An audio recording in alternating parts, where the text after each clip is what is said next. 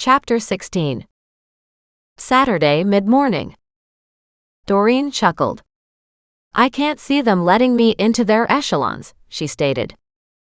"Don't take it the wrong way," Mac said.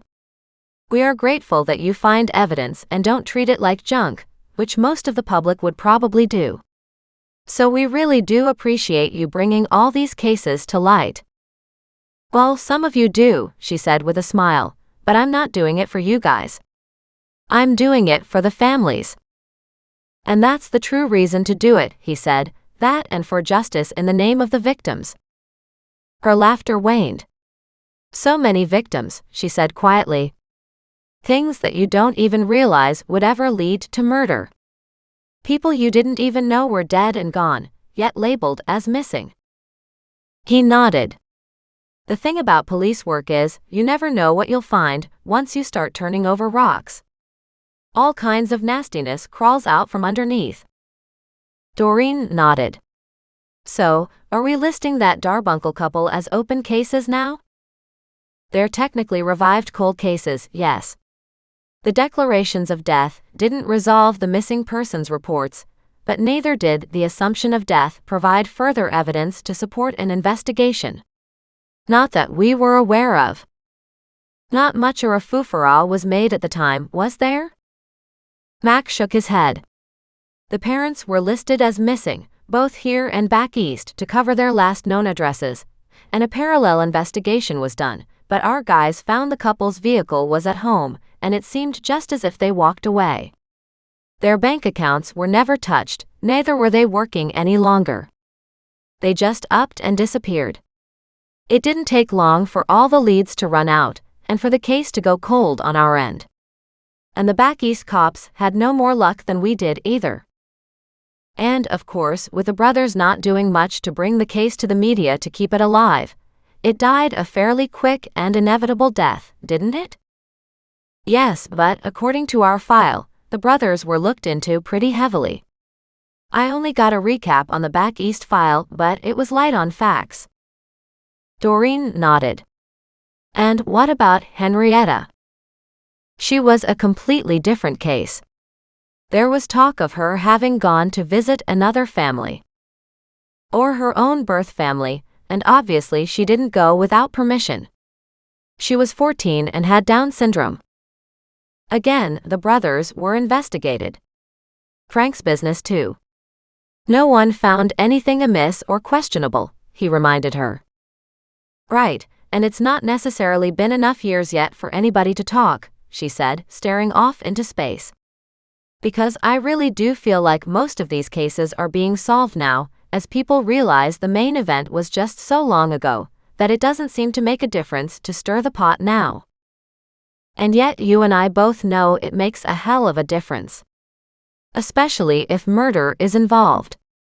Canada has no statute of limitations on murder suspects. It seems like time loosens all tongues though." "Very true," he said. "I don't know if this is an official cold case or not, but it's definitely a mystery," Doreen said as she pointed to her notepad. Mac looked at the notepad with all the deck measurements and said, "What are you talking about?" She laughed, flipped over the page and said, "These are my notes on the ice pick." He said, "I do want to see that ledger." Doreen hopped to her feet, walked inside, and brought out the clean bag with the ledgers and the papers she had clipped together. "This is what he gave me. You could charm the socks off a rattlesnake. You know that, right?" "Do rattlesnakes have socks?" she asked with interest. "I know they have a rattle." Mac rolled his eyes at her, reached for the ledgers, and flipped through them. "These records are definitely sales," he said. "Prices are marked on the side. And yet Ed Burns is the one who bought the matching set of ice picks. They won awards for Frank." Mac thought about that, brought up his phone and made a couple notations. "Something was odd about Ed's death," he said. Doreen brightened and leaned forward. "Really?" He nodded.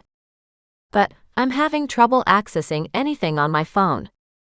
I'll have to wait until I get home again." She nodded and sagged back, disappointed, but knowing there was no point in pushing the matter now. And his son inherited the house, business, etc., and the sisters got nothing. So we have another case of brothers doing well and the sisters not. I said I'll look into it, Max said with a warning.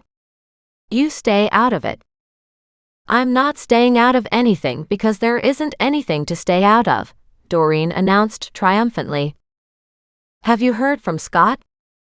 It took her a moment to figure out who he was talking about. Are you changing the subject? She asked suspiciously. He opened his eyes wider. Hey, the man from Christie's will make you a ton of money. Of course I'm interested. He did say something about furniture repairs and pictures needed to be cleaned, and that was just the start, so I'm not sure how much money I'll end up getting, or when. I guess we didn't consider expenses like that, did we? No, neither did he really when we were talking. Likely he assumed I knew already. But it does mean any funds coming my way will be pushed back by several more months. Ah, he said, which is why you're so worried about the cost of expanding your deck. If I can't afford it now, it'll have to wait. She wrinkled her nose.